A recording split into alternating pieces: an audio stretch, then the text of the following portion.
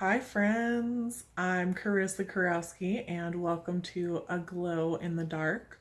Today's video is going to be a little different. I'm going to show you where I'm filming. So here you'll see some clothes on the floor. That's from my daughter. Had it all nice and folded and she came in and destroyed it. And then over there is where I usually film. And I usually have to sit on my knees because the bed's not tall enough and my legs fall asleep. So I don't really feel like doing that today. And I apologize if the video is a little shaky. I wanted to do today's video on a little bit about my weight loss journey. I have been posting my progress every so often on Facebook. And every time I do, I get a few comments asking me how I'm doing it and what I'm doing. And I know it's a little different to talk about this than what I normally do on this channel, but I did intend to make this a holistic thing. Sorry. So I did intend to talk about mental, physical, and spiritual health on this channel. So we'll go a little bit into this today. First thing that you should know is that this has been a long journey, really, really long. If I start at the beginning, I will just say that I didn't really have a weight issue until my later years in college. I was pretty active in high school. I did sports, I did band, I worked out. Same thing into college. I continued to work out. I did yoga at least twice a week, I think. Did some running and just continued to stay in shape. But and I also grew up with a mother who was very health conscientious and very knowledgeable about nutrition and what is healthy and what's not healthy. There were some things that she was into that were recommended, like low fat. That isn't really a recommendation now. But overall, she really taught me how to eat healthy. So I carried that with me into adulthood. And however, I didn't learn how to eat properly. So once I got to college and they had all of these buffet style things and you could eat as much as you want and load your plate up with whatever you wanted, I was still making healthy choices. I rarely had hamburgers. I rarely had any like fries or anything unhealthy.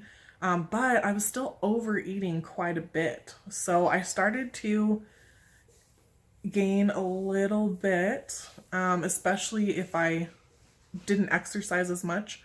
At the time, I also, as you know from watching my previous videos, struggled with depression for 15 years. So I was also very much in that and really struggling with that.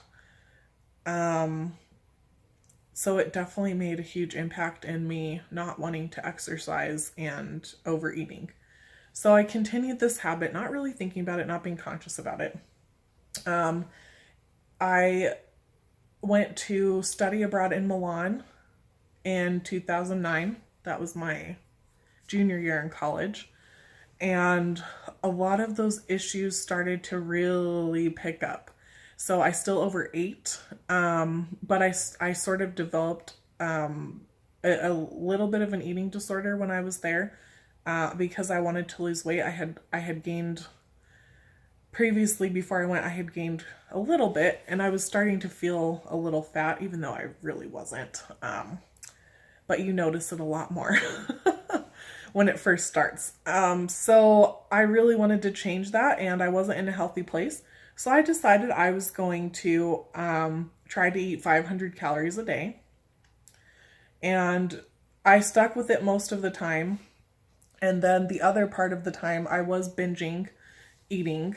I think we all overate, all of the friends I hang out with, just because there's delicious food there. But then the other time, I would make up for that with exercising on top of, when you're in Europe, you walk everywhere. So you're already getting exercise, but then I also ran and did other things to exercise. So I did lose a little bit of weight there. you wouldn't have known that I had any sort of issue. Probably because the lack of calories was balanced with my binge drinking while I was there too. And then I kind of realized that it was an issue and I needed to fix some of that stuff. So I was a little bit more careful with my food. I decided I couldn't live my life being anorexic, and that was stupid. So I stopped that. When I came back home, the rest is just kind of a blur. I didn't really stop overeating. I actually developed pretty unhealthy eating habits. I started eating fast food all the time because I had never really been a person that had fast food, and I just got addicted to it and started eating it all the time and just said, what the hell? And from that time in Europe until now, I gained probably 100 pounds. So my highest weight was oh my God. My highest weight was 262. And that was back in January. And that was when I really decided, oh, sorry, let me back up again. So before that, when I said everything's a blur, it's just because it's hard to remember everything. But in between that study abroad time and January of this year, I tried a bunch of different crap. I did on and off exercising. I tried, I think, the South Beach diet. I did the 21-day fix. I did, I don't know, a couple of other different things. And then I kind of realized after doing some research and thinking about it that diets don't work. Research proves that they don't work. So I decided not to do that. And I picked up a couple books. The first one was I Can Make You Thin by Paul McKenna. And the second one was Have Your Cake and Your Skinny Jeans Too by Josie Spinardi, I think. I think that's what it's called. And those two books really revolutionized my relationship with food, because that's what they're about, is your relationship with food. And they both had kind of golden rules for you to follow with eating. I don't think this is a secret anymore because there is a whole organization that talks about mindful eating, and you can take their courses and stuff. So basically, it's learning how to listen back to your body again. And the biggest thing is paying attention to how you're feeling, actually stopping when you're full. And one of the most difficult things for me was eating what you want. And when you're first starting out with this, that sounds crazy, right? Eating whatever you want. It sounds crazy. But read the books, it'll make more sense. And for me, it helped heal a wound with food that I didn't know I had. And just by allowing myself permission to eat whatever I wanted, it helped me over time. This wasn't right away, okay? Helped me over time get over binging on food. Because what happens is when you restrict yourself and you tell yourself you can't have something, the first thing you want to do is just eat it, and eat as much of it as you can. So for me, it was very healing to have that. And yes, I ate a bunch of unhealthy crap, and it took time to get to a place where I felt like I enjoyed going back to eating healthy stuff again. So then again, it took probably a couple years to tune back into my body and recognize when I was overeating, recognize when I was full. And again, that might sound crazy to some people, but if you have gone over that point where you're overeating, it's so hard to tune back into your body and figure out what that feels like for you to be full and stop.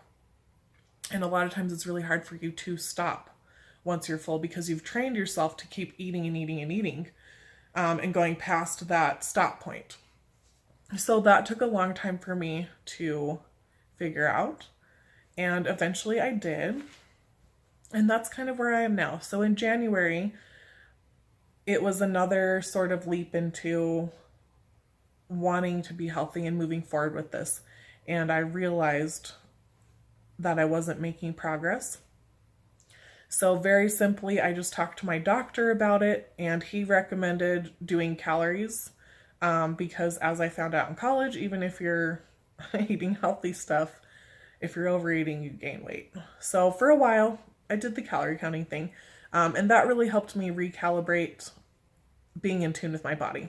It made me visually kind of remind myself what portions looked like that I should be eating. And I didn't feel restricted because, again, for me, when I tell myself I can't have something, that's the only thing I want. So it was much better for me personally to start with calories, because then I could still have, if I wanted sweets, I could still have them. And I've found that if I really listen to my body for a while, I'll want the unhealthy stuff. Unhealthy. But then eventually I kind of get back in tune, and I want to eat things that are more nourishing. Just as a side note, I said I did this for unhealthy because one of the most important things you can learn about food is that food has no morality. Okay, there's no bad food, there's no good food. It's just food. It's fuel for your body. And the problem with identifying food as bad is that you're calling yourself a bad person for eating it. And that guilt helps no one, okay? It doesn't help at all. It doesn't help you get thin. It doesn't help you change your diet. So just looking at, that was a big shift for me, is looking at food as food and not morality. Not looking at Twinkies, I was like, oh, that's really bad, and if I eat that, I'm a bad person. That's ridiculous, and it doesn't help anything. So if you could take nothing else away from this video, that's my gift to you. It took me many years to learn that, and I really hope that it helps you. But anyway, back to kind of present day. I forgot what I was saying. So I did the calorie counting thing, and then I felt confident in kind of managing it on my own. And again, I've just been working since then to really just stay in touch with my body, really listen to myself when I'm full, to stop eating, to just stop. Sometimes a great way to do that, if you don't know how to start, is leave food on your plate and throw it out. A lot of us are in the Clean Plate Club, which means you've been taught that if you don't finish your food, you're a bad person because there's starving children in Africa.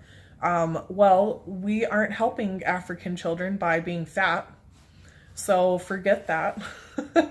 And I know that it hurts. It hurts a lot throwing that food away. But it is so healing and freeing to be able to throw food away instead of feeling like you have to consume it. And it's not doing you any good to consume it. So that can be a good recalibration for me too. But anyway, just tuning into my body again, listening to things. And I have been weighing myself. I'm not really set on the weight. In the past, that was a very unhealthy thing for me to do. So you have to be aware of your personality and what works for you. If weighing yourself gives you anxiety, don't do that. Just judge how things are going based on how your clothes fit, or if you want to measure, do your measurements, or even just how you feel. That was kind of my starting point, is I just wanted to feel better. So anyway, now I've lost 25 pounds, and I just feel good about what I'm doing. And I also had to change a lot of my, the way I thought about my body and food as well. And again, I'm saying this as a person who's losing the weight, so that it seems like, it always makes it seem like it's easy when you've already done it. It wasn't. And I spent years literally years changing my mentality around my body and my food. And one of the biggest things that has helped me is for almost my entire life, I have told myself that I'm fat. A constant running thing in my mind was I'm fat, I'm fat, I'm fat, I'm so fat. Even when I wasn't, even when I was very fit and in shape, I literally saw myself in the mirror as being overweight, which I guess there's like a diagnosis for that now, body dysmorphia. Ooh. And you know what? That didn't help at all. It didn't help a single thing. So I really worked over time to change that thought of myself, to be okay. First of all, you start by being okay with where you're at. That's really hard when you're 50 pounds overweight or whatever, 70 pounds overweight. It's really hard to look in the mirror and say, I'm okay with where I'm at. I'm okay with who I am. But that was where I had to start. I had to start and say, I don't want to stay where I am, but I need to love myself right now in this moment as I am. I was able to start doing that over time. And then eventually, I stopped seeing myself as fat. And I would craft this image in my head of where I wanted to be, of who I wanted to be, and changing those negative thoughts into, instead of, God, I'm so fat, I need to lose weight, instead of, I'm doing the best I can, and I'm thinner and thinner every day. And I feel like that momentum has built me up to where I am today. And I had a really big shift, like, I don't know, a year ago or something, where in my mind's eye, I would see myself with the body I wanted. And I would see myself as thin instead of seeing myself as fat. And I was so proud of myself for that and shifting that perspective, because again, some of this may sound silly to you, but calling myself fat, believing myself as fat, didn't help anything. And I'm convinced now that it just made me gain weight. Putting that energy out into the world forced my reality to create what I was asking for, which was I'm fat. So working on reversing it, I think it's going really well. I'm excited about my progress, and I have this deep knowing that it's going to keep working out for me, and it's going to be easier and easier, and I am getting thinner every day. And I feel good about what I'm doing, which is the important thing. So I hope that this helped. I know it was super long. I don't even know if I'm going to post this, but I might. So if you watched it, thank you. And I really hope that you gained something from this. Please reach out to me if you have questions, or if you wanted more clarification about any of the techniques I've used or something I said. I would love to have a conversation with you. And as always, I hope you have a wonderful day.